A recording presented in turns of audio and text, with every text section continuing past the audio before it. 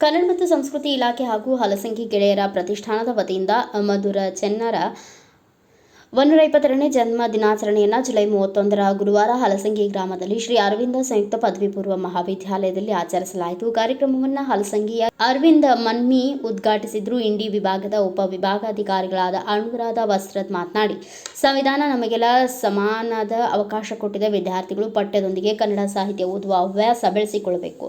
ಕನ್ನಡ ಸಾಹಿತ್ಯದಲ್ಲಿ ಅದ್ಭುತ ಜನಪದ ಕಾವ್ಯಗಳಿವೆ. ಜನಪದ ಸಾಹಿತ್ಯವು ಜನಸಾಮಾನ್ಯರಿಗೆ ಅರ್ಥವಾಗುವ ರೀತಿಯಲ್ಲಿ ಇರುವುದರಿಂದ ಜನಪ್ರಿಯವಾಗಿವೆ ಎಂದು ಹೇಳಿದರು.